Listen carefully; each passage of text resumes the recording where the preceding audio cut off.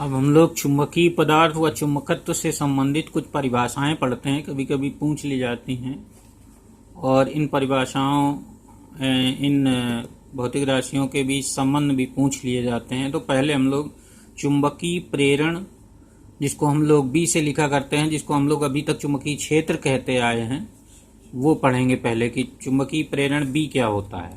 तो बी समझिए जरा क्या होता है। जब बाह्य चुंबकीय क्षेत्र में चुंबकीय पदार्थ को रखते हैं तो वह चुंबकित हो जाता है। पदार्थ में उत्पन्न चुंबकत्व को प्रेरित चुंबकत्व कहा जाता है और इस घटना को चुंबकीय प्रेरण कहते हैं। तो ये है चुंबकीय प्रेरण। अब चुंबकीय प्रेरण को जो चुंबकीय प्रेरण भौतिक राशि है उसको हम लोग बी से लिखा करेंगे और उसको और समझते हैं उसका परिमाण क्या कहलाए, किसको कहा जाता है चुंबकीय प्रेरण। तो यहाँ पर समझिए, पदार्थ के एकांक क्षेत्रफल से लंबवत गुजरने वाली चुंबकीय बल रेखाओं की संख्या को, तो जैसे यहाँ पर हमने चुंबकीय बाह्य चुंबकीय क्षेत्र में अगर चुंबकीय पदार्थ को रखो तो बल रेखाएं उसके अंदर से प्रवेश करके ज्यादा जाने लगती हैं, यानी उस पदार्थ के अंदर जो चुंबकीय बल रेखाओं की जो घनत्व है वो बढ़ जाता है यहाँ पर। तो इसके लंबवत एकांक क्षेत्रफल से गुजरने वाली जो बल रेखाएं होती हैं उनको कहते हैं चुंबकीय प्रेरण या चुंबकीय फ्लक्स घनत्व भी कहा जाता है। तो पदार्थ के एकांक क्षेत्रफल से लंबवत गुजरने वाली चुंबकीय बल रेखाओं की संख्या को चुंबकीय फ्लक्स घनत्व अथवा चुंबकीय प्रेरण का परिमाण कहते हैं और यह सदिश राशि होती है, इसे बी से लिखते हैं। तो ये बी से लिखा करेंगे हम लोग चुंबकीय प्रेरण को, जिसको चुंबकीय क्षेत्र भी अभी तक पढ़ते आए हैं, चुंबकीय प्रेरण होगा। बी का मात्रक हम लोग पहले पढ़ चुके हैं, SI weber per metre square होता है या न्यूटन पर एम्पियर मीटर होता है, जिसे टेस्ला कहा जाता है।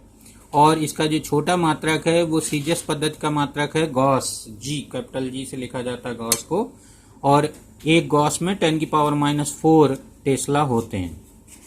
अब हम लोग दूसरी परिभाषा पढ़ेंगे। दूसरी परिभाषा है चुंबकन तीव्रता I, intensity of magnetization I। तो चुंबकन तीव्रता यह दर्शाती है कि चुंबकीय क्षेत्र में रखे जाने पर पदार्थ किस सीमा तक चुंबकित हुआ है। तो ये चुंबकन तीव्रता I की डेफिनेशन है। तो इस तरह से डेफिनेशन समझते हुए इनको याद कर लेंगे। चुंबकन तीव्रता यह दर्शाती है कि चुंबकीय क्षेत्र में रखे जाने पर जो चुंबकीय पदार्थ है वो किस सीमा तक चुंबकित हुआ है, अर्थात ज्यादा चुंबकित हुआ है बाह्य चुंबकीय क्षेत्र की तुलना में या कम चुंबकित हुआ है। इस तरह से वो जो उसका लिमिट है उसको कहते हैं हम लोग चुंबकन तीव्रता I कहते हैं। और इस चुंबकन तीव्रता I का जो मापन होता है, चुंबकीय तीव्रता I का मापन चुंबकीय पदार्थ के एकांक आयतन के चुंबकीय आघूर्ण से किया जाता है। तो I जो है चुंबकन तीव्रता I चुंबकीय क्षेत्र में रखे जाने पर पदार्थ के एकांक आयतन में जो चुंबकीय द्विध्रुव आघूर्ण प्रेरित हो जाता है या उत्पन्न हो जाता है उसको बोलते हैं चुंबकन तीव्रता I। तो चाहे ऐसे डेफिनेशन समझ लेना। तो I बराबर हो जाएगा m/v, यहीं से एकांक आयतन में प्रेरित चुंबकीय द्विध्रुव आघूर्ण को चुंबकन तीव्रता I कहते हैं, चुंबकन की तीव्रता I कहा जाता है। कब? जब हम चुंबकीय पदार्थ को बाह्य चुंबकीय क्षेत्र में रखेंगे। तो ये डेफिनेशन होती है I की। तो I यहाँ पर m चुंबकीय द्विध्रुव आघूर्ण है और v उसका संपूर्ण आयतन है जो पदार्थ रखा गया चुंबकीय क्षेत्र में। अब I का यहाँ से I का SI मात्रक देखिए, I का अगर यहाँ पर हम लोग चुंबकीय द्विध्रुव आघूर्ण का मात्रक होता है एम्पियर मीटर स्क्वायर और आयतन का हो जाएगा मीटर क्यूब। तो 1 मीटर नीचे बच जाएगा मीटर स्क्वायर से कट के, तो यहाँ से आ जाएगा एम्पियर पर मीटर। ये लिखा है एम्पियर पर मीटर। तो I का जो SI मात्रक होता है चुंबकन तीव्रता का वो होता है एम्पियर पर मीटर। अब हम लोग चुंबकीय तीव्रता कैपिटल H पढ़ेंगे। ये कैपिटल H चुंबकीय तीव्रता वह होती है जो क्षेत्र पदार्थ को चुंबकित करने के लिए इस्तेमाल किया जाता है, यानी जिस क्षेत्र में हम लोग पदार्थ को रखते हैं उसकी तीव्रता को हम लोग चुंबकीय तीव्रता H कहा करेंगे। तो देखिए, हम बाह्य चुंबकीय क्षेत्र की क्षमता को कैपिटल H से लिखते हैं, इसे चुंबकीय तीव्रता कहा जाता है। तो जिस चुंबकीय क्षेत्र से हम लोग पदार्थ को चुंबकित करते हैं उसकी क्षमता को हम लोग कैपिटल H से लिखते हैं और इस भौतिक राशि को चुंबकीय तीव्रता कहा जाता है। तो ये चुंबकीय तीव्रता की डेफिनेशन है। अब यहाँ पर इसका एक फार्मूला भी बनता है। चुंबकीय पदार्थ के भीतर जो वास्तविक चुंबकीय क्षेत्र होता है।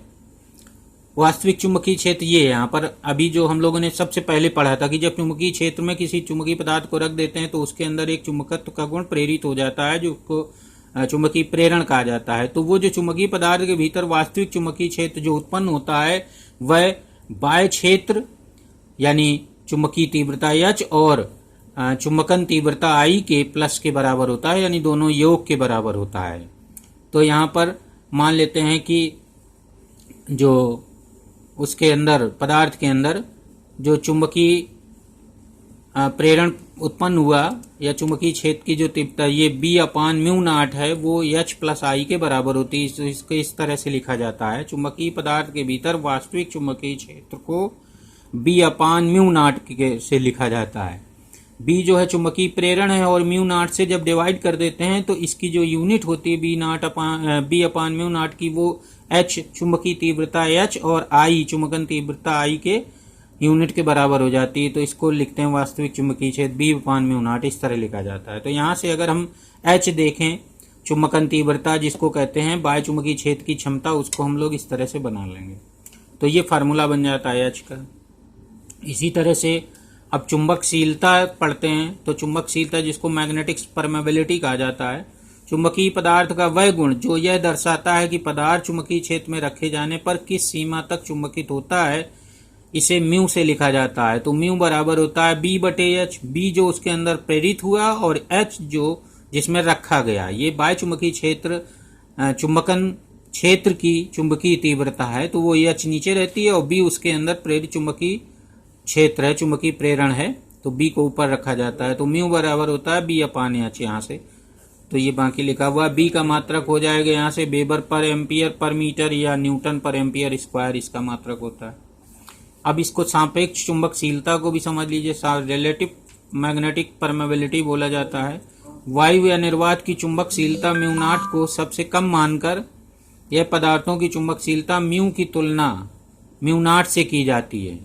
जो वायु या निर्वात की जो चुंबकशीलता होती है उसको सबसे कम मानते हैं और उसी तुलना में हम लोग अन्य पदार्थों की चुंबकशीलता की तुलना करते हैं। तो उसी इन दोनों के अनुपात को, यानी पदार्थ की चुंबकशीलता म्यू और ये निर्वात या वायु की चुंबकशीलता μ0 के अनुपात को बोला जाता है सापेक्ष चुंबक, पदार्थ की सापेक्ष चुंबकशीलता, और इसे μr से लिखा जाता है, relative permeability of magnetic material. Mu r बराबर होता है μ/μ0। तो ये हो जाएगी डेफिनेशन इसकी सापेक्ष चुंबकशीलता की।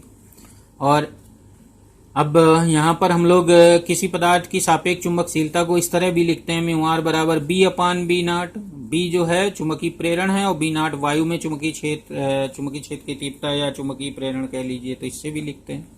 अब जो प्रतिचुंबकीय पदार्थ आगे हम लोग और पढ़ेंगे, प्रतिचुंबकीय, लोचुंबकीय और अनचुंबकीय पदार्थों के गुणों में जो है इस बात को पढ़ेंगे कि प्रतिचुंबकीय पदार्थ जो होते हैं उनके लिए म्यूआर <1 होता है, अनुचुंबकीय पदार्थों के लिए म्यूआर <1 होता है और लौचुंबकीय पदार्थों के लिए म्यूआर वेरी <1 होता है।